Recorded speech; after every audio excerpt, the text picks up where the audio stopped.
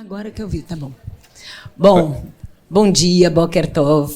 No ano passado, em São Paulo, a gente apresentou o nosso projeto Garinim, que é um projeto de formação, de capacitação de profissionais na área judaica e extensiva a outras, que carregassem um DNA da nossa escola, que realmente se identifiquem e que consigam aplicar na prática o DNA da nossa escola, com o nosso judaísmo e etc. E esse ano a gente vai apresentar, então, a nossa capacitação enquanto profissionais para elaboração de uma biblioteca de fontes judaicas, com uma parceria aqui com a Academia de Judaica de lá de São Paulo, e exatamente para dar embasamento, para fortalecer, para consolidar o nosso currículo, que a gente tem um currículo desde 2014 de cultura judaica, que vai sofrendo revisões a cada ano. Inclusive, a última revisão que a gente fez agora foi em 2005, e agora a gente está compondo essa biblioteca de fontes judaicas exatamente para fortalecer cada projeto, os nossos eixos pedagógicos, os nossos compromissos e o conteúdo que a gente está levando para a sala de aula, né? Cadê o passado? Então, primeiro, bom dia a todos e todas. Eu sou... Volta aí, Bilba, para falar meu nome. Aqui eu esqueci meu nome, tá ali, Paulo. Mas aqui está a nossa equipe de cultura judaica e a direção que participa desse projeto, está encabeçando esse projeto. Então, a gente vai falar um pouco agora de como que a gente fez esse diagnóstico, por onde que partiu, onde que a gente entendeu que tinha uma necessidade de falar sobre isso, né? Como a Bíblia falou, todo ano na escola a gente se reúne para falar sobre, enfim, sobre os desafios e tudo mais, o que a gente, onde que a gente vai atacar, né? Onde que a gente precisa melhorar. E a gente percebeu, né, que, embora a gente já tenha algum tempo construindo e reforçando a identidade da escola, a gente precisava reforçar de fato isso, né? A gente precisava aprimorar o uso das fontes, né? Porque todos nós educadores em escolas judaicas usam as fontes judaicas, né, para educar. Mas cada escola vai ter uma identidade, cada escola vai optar por um caminho. E a gente queria aprimorar um pouco. Qual é o caminho do Eliezer? Por onde que a gente vai seguir?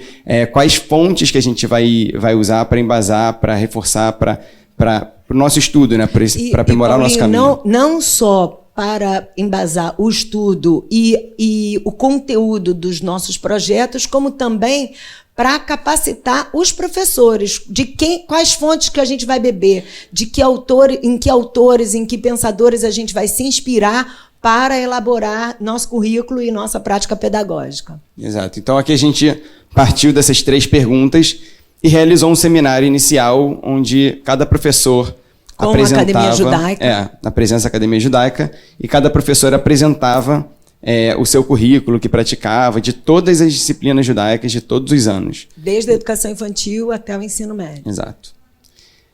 E a partir disso, a gente foi construindo junto com a academia esse diagnóstico.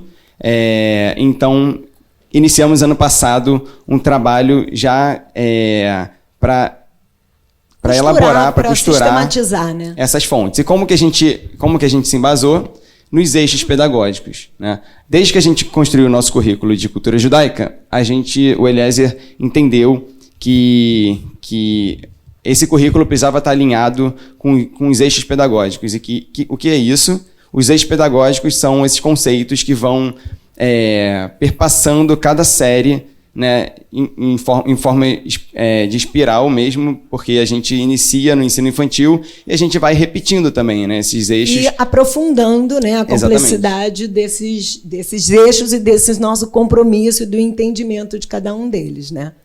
Então aqui a gente está apresentando para vocês esses eixos, quais são, atualizados, né? Identidade, comunidade e pertencimento, intergeracionalidade, memória e tradição, diversidade, alteridade, ética e responsabilidade. Em cada série, em cada ano, a gente trabalha um eixo e enfim, e por aí vai até o final Se da bem, formação. não é que a gente trabalha só um eixo, porque todos eles estão muito ligados e, obviamente, estão presentes na nossa prática, nos nossos rituais judaicos e também em outras disciplinas, né? Porque a gente quer também ampliar esses conceitos, esses valores, esses compromissos para todas as áreas do conhecimento. Bom, quais são as fontes que a gente estuda?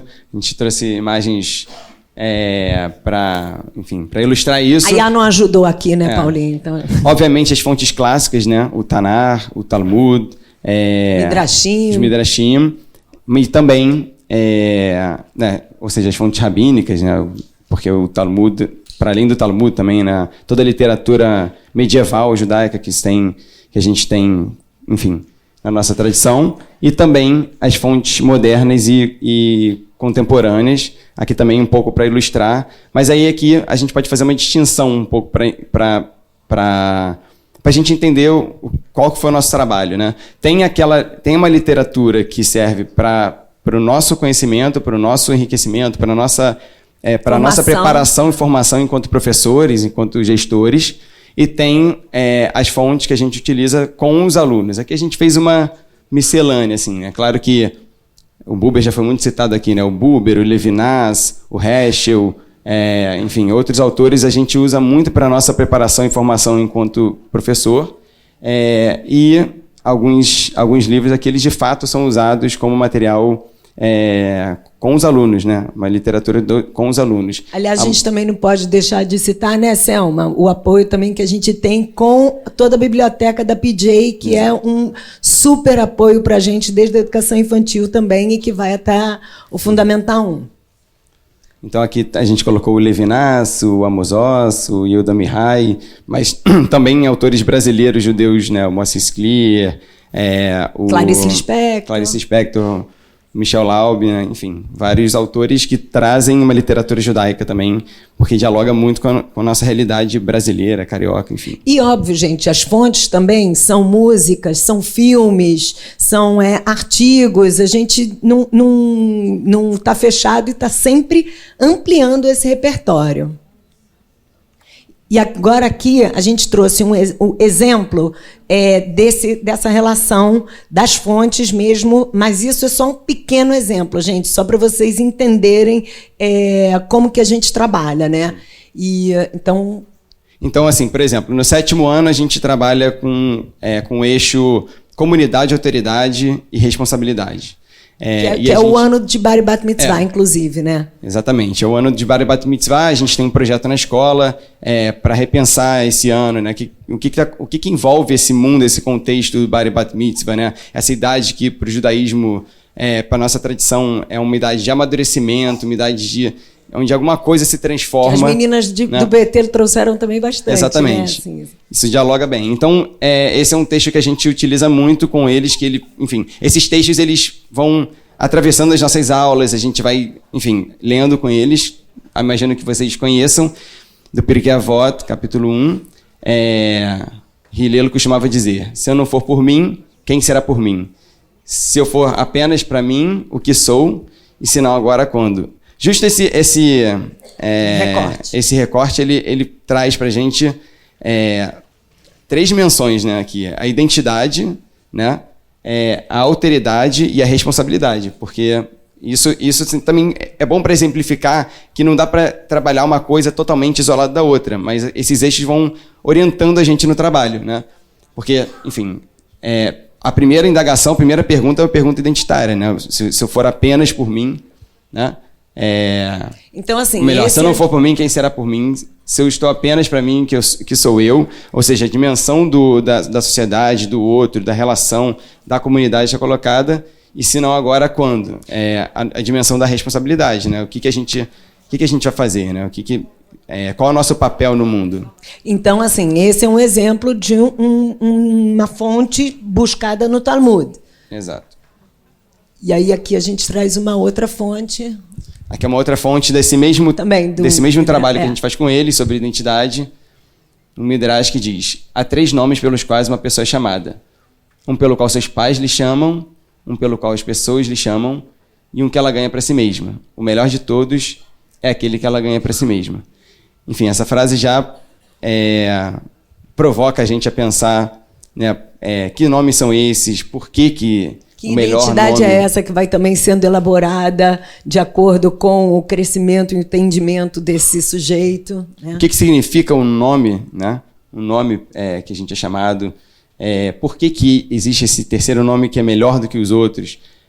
São perguntas que que a gente vai trazendo, construindo com os alunos para trabalhar com eles a noção e dimensão de identidade. E também essa conexão, né, que vem dos pais e tal, exato. E como a partir de algum momento ele se torna autônomo, esse sujeito, né? Uhum. E também... A noção de família, comunidade, né? E também a individualidade e a Keilah, né? Enfim. E aí a gente também trouxe um poema da Zelda. Vocês conhecem a Zelda? Ela foi a professora do Amos Oz, que ele cita, inclusive, no livro dele, e a gente adora esse poema. Esse poema também a gente trabalha em relação ao Midrash, porque ele fala exatamente sobre o nome, né? Todo homem tem um nome. Você quer ler, Bilba? Não.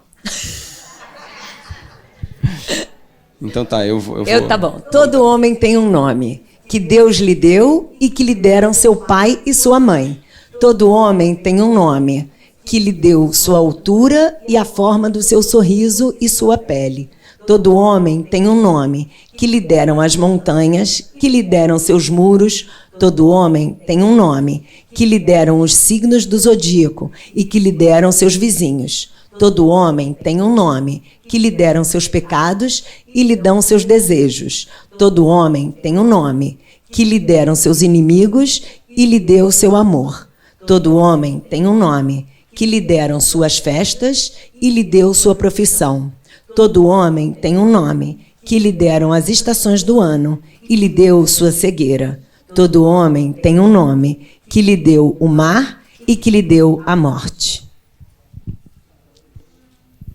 Esse poema já traz um outro nível de profundidade, enfim, a gente vai trabalhando isso ao longo do ano, mas enfim, acho que é bom para ilustrar um pouco de como que se dá esse trabalho na prática também. E também muito inspirado nas palavras do Maurício, esse trabalho que a gente faz também apresentando as fontes, quer dizer, se a gente começar a debater, por exemplo, esse poema, a gente vai ter milhões de perguntas, milhões de não respostas, milhões de trocas. E aí a gente também aprende nessa construção da biblioteca de fontes o método judaico, não é, Kelita?